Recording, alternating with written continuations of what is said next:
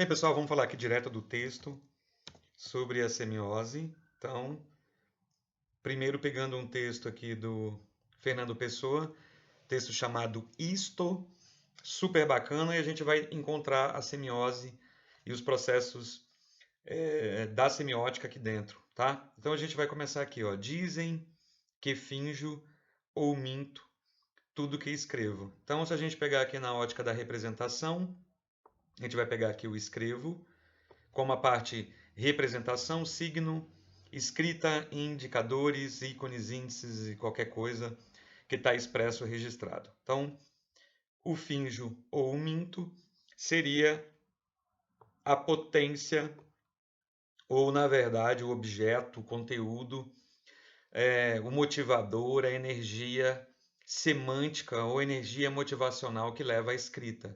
Se eu finjo, é o conteúdo, o objeto que vai levar à escrita, a minha mentira ou o meu fingimento. Mas aí ele vai atacar aqui, ele vai dizer um não, e esse não aqui ele vai ser interessante porque ele vai determinar que não é o fingimento e não é a mentira que leva até a escrita. Então, por trás desse fingir e desse mentir existe um eu.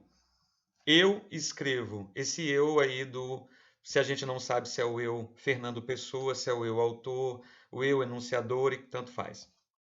E ele diz: eu simplesmente sinto. Então ele cria uma terceira categoria aqui super interessante entre fingir, entre mentir e entre sentir. Então, na relação entre sujeito e ação, o sentir é o que está mais próximo do subjetivo. O fingir, ele tem uma camada de linguagem e o mentir, ele tem duas camadas de linguagem. Então, o sentir está mais próximo do eu, o fingir já tem uma camada de linguagem refratando, e o mentir, você já tem uma terceira camada, que é basicamente já uma camada adicional de refração com distorção das informações dos objetos. Os objetos começam a ficar distorcidos, os significados começam a ficar distorcidos do significante. E ele diz que sente com a imaginação. Então ele provoca aqui uma espécie de hiperespaço próprio da criação, não o espaço próprio da vida, mas o espaço próprio da criação. Então, entre o ser e o criador, entre a criatura e o criador, não a criatura do modo, mas a criatura que está por detrás do criador, o sujeito Fernando Pessoa e o sujeito escritor Fernando Pessoa. Ele diz que ele não sente com o coração. Ele, na verdade, ele sente com a imaginação, tá? Então a gente tem é super interessante ver aqui as potências, né, semióticas da escrita dele. E aí tem uma coisa que eu vou destacar nesse poema Isto, para eu passar realmente para o poema mais da semiose mais ampla, que é o que ele diz aqui, ó. Tudo o que sonho ou passo, então sempre há um sujeito aquitante, um sujeito atuando, né? Essa força centrada no indivíduo, no sujeito, que é a força natural da poesia. A força da poesia, por mais que ela projete em outros, mas ela surge de um ponto, de uma voz individual que toca na subjetividade. Então ele fala: tudo que eu sonho, o que eu passo, tudo que me falha, tudo que me finda, são características, aí são componentes, né, dessa poesia. Aí ele vai colocar uma questão espacial icônica aqui, muito legal, que a semiótica vai decifrar esse processo através de uma metáfora, não de uma metáfora, mas de uma estrutura semiótica própria. Então, que é a ideia do terraço. Então ele coloca, ó, é como que um terraço, né? A gente imaginando algo verticalizado, né? A gente visualizando essa parte de iconicidade, não é exatamente um índice nem um símbolo, né? Mas a iconicidade que está por detrás desse aspecto vertical, um terraço, sobre uma outra coisa ali ainda. Então, a gente tem um terraço, é interessante isso, né? Eu acho interessante aqui, eu quero que vocês fiquem atentos a esse ponto aqui, eu acho brilhante, porque ele vai dizer o seguinte: Então ele vai dar a ideia do terraço, digamos, a ideia de um prédio que tivesse andares e tivesse níveis, como se a linguagem modulasse. Então a gente tem a modulação entre o sentir, o fingir e o mentir.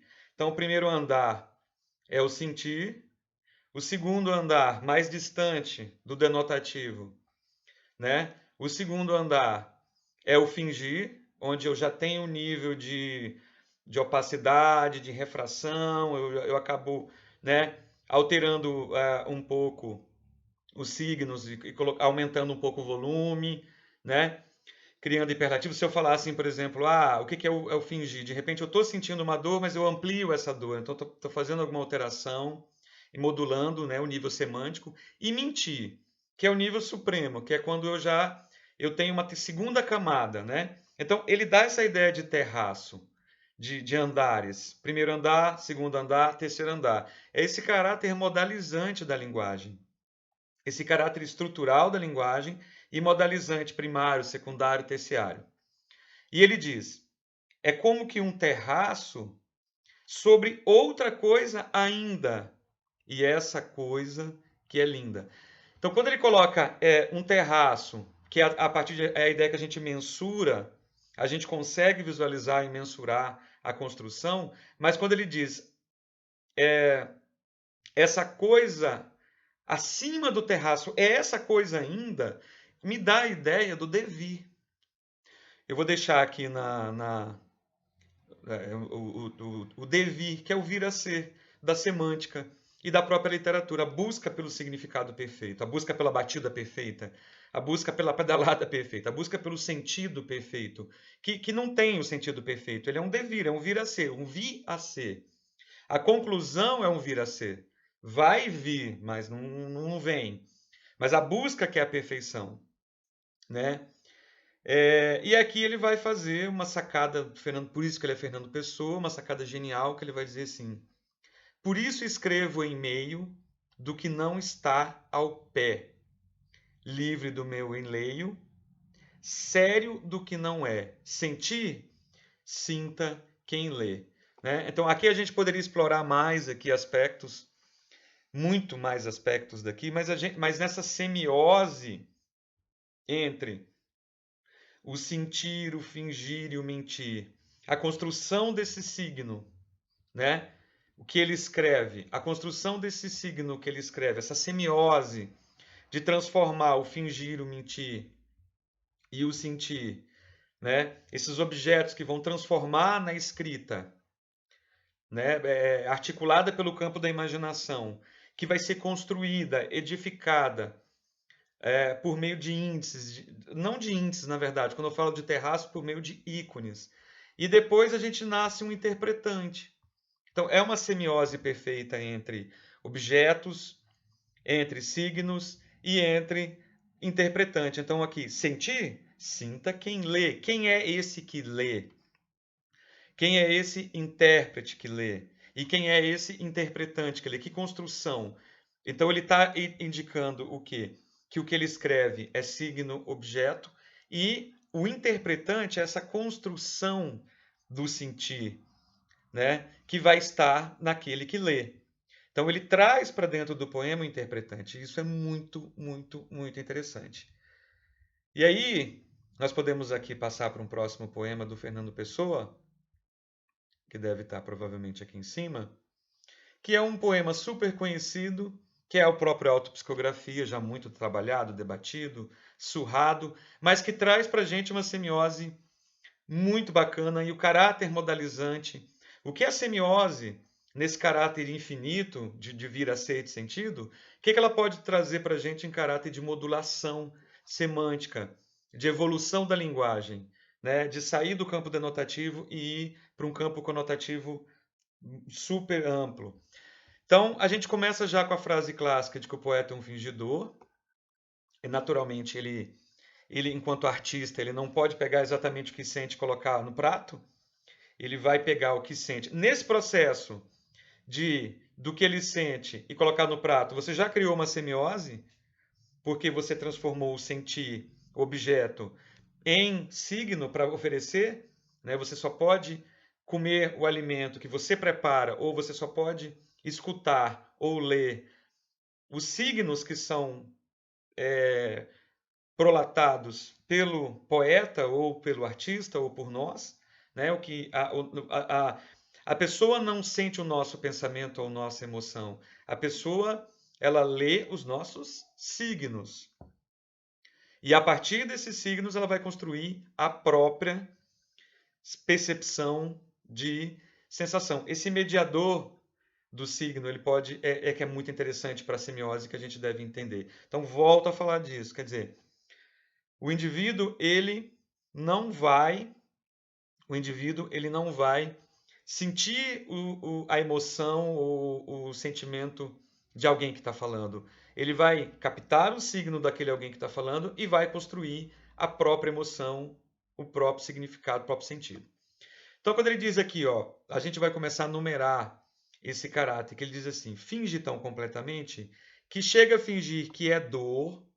Então, a gente tem basicamente aqui que é dor. A gente vai contar as dores aqui nesse processo de semiose. Então, ele fingir que é dor. A dor que devera sente.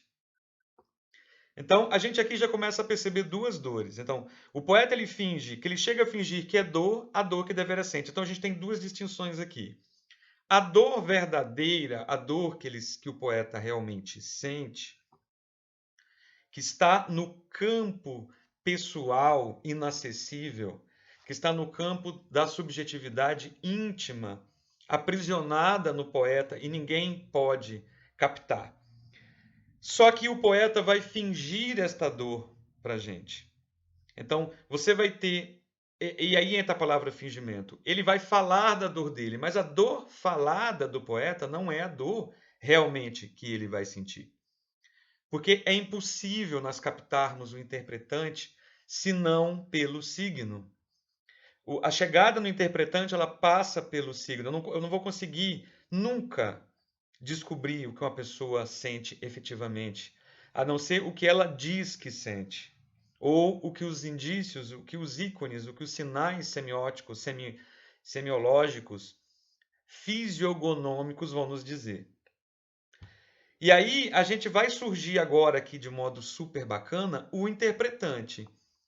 A figura do interpretante ou do intérprete, ela nasce aqui de maneira, e os que leem o que escreve. E a gente, é claro, que quando fala dos que leem o que escreve, a gente traz para o poema o interpretante e também traz a ideia do signo, a ideia da escritura.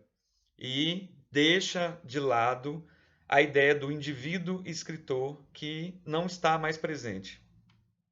E aí a gente vai ter aqui, este interpretante, esse indivíduo aqui que vai fazer a leitura, ele vai estar em contato com uma dor lida.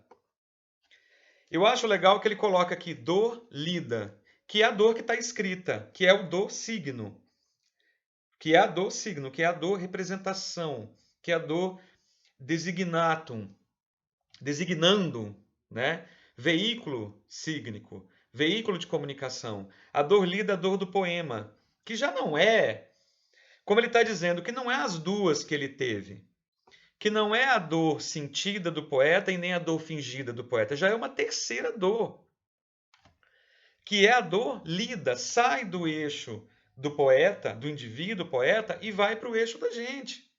Nós, leitores, é o texto que vai passando de mão em mão e que cai na nossa mão. Ele é outro texto, porque ele é o texto lido por nós. É o signo que está ali, com as suas particularidades sígnicas, não mais com as particularidades da autoria. Então, está distante a noção de autoria, a enunciação. Você simplesmente tem um texto que o Fernando Pessoa escreveu em que condições que a gente não sabe há quase um século. E você vê essa dor lida na tua mão, vem o signo na tua mão. E você, leitor, você interpretante, não vai sentir as duas dores que ele teve lá no início. Estas já se foram. Porque estas estão amarradas ao intérprete, essas estão amarradas à autoria lá atrás. Mas aí é que aqui que é o poder da semiótica, o poder da linguagem. Você não vai sentir mais esse trilho que veio, você tem que buscar a origem. Você vai sentir a que eles não têm. Então você não, o intérprete, o leitor, ele não vai sentir as duas dores lá do poeta. Ele vai sentir a que eles não têm, mas só a que eles não têm. Então, é a ideia do conhecimento, a ideia da fenomenologia, a ideia do cognitivo. Quando eu leio um poema, eu vou não é questão de eu recuperar a dor do poeta, mas é a questão de que um signo vai me recuperar uma dor que nem eu mesmo tenho. Então é um processo de conhecimento, de adicionar uma dor que até então eu não tinha e que vai ser despertada em mim através do signo, que é o quê? O interpretante.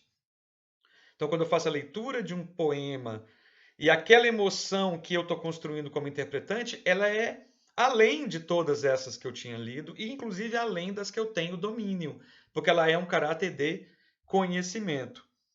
Então, aqui ele vai mostrar um pouquinho desse momento e vai dizer: e assim, nas calhas de roda, gira entreter a razão. Eu acho muito bonitinho que ele vai dar aqui uma metáfora desse movimento, né? Ele vai deixar consignado aqui esse movimento semiológico, né? Da semiose, do processo acontecendo, de vem o signo trazendo um objeto que não é seu, porque você vai construir o seu interpretante, que é um outro objeto, e que você projeta outro signo para alguém que pega esse signo, e a partir desse signo, ele cria o seu interpretante, que já é a construção de outro signo, trazendo um outro objeto. Então, essa calhas de roda, esse giro aí, esse comboio de corda, esse movimento é muito bacana e está muito ligado à semiose, seja em qualquer aspecto. Se você for entender como percurso gerativo do sentido, a ideia do sujeito, né? A dissipação de energia semântica do sujeito indo para o campo da expressão e depois para o campo do leitor, e ao mesmo tempo o campo da semiose, do signo se metamorfoseando objeto interpretante nesse processo ad infinito do vir a ser. Bem, pessoal, encerro por aqui analisando um pouco da semiose dentro desses dois poemas magníficos do Fernando Pessoa. Espero que vocês gostem. Comentem se tiverem dúvidas, se tiverem críticas. Aqui a gente vai discutir muito sobre semiótica. Estamos fazendo alguns textos sobre a parte da semiose, então momentos que a gente constrói estudos e desenvolve sobre isso. Abraços semióticos a todos. Se gostaram, curte, compartilhe.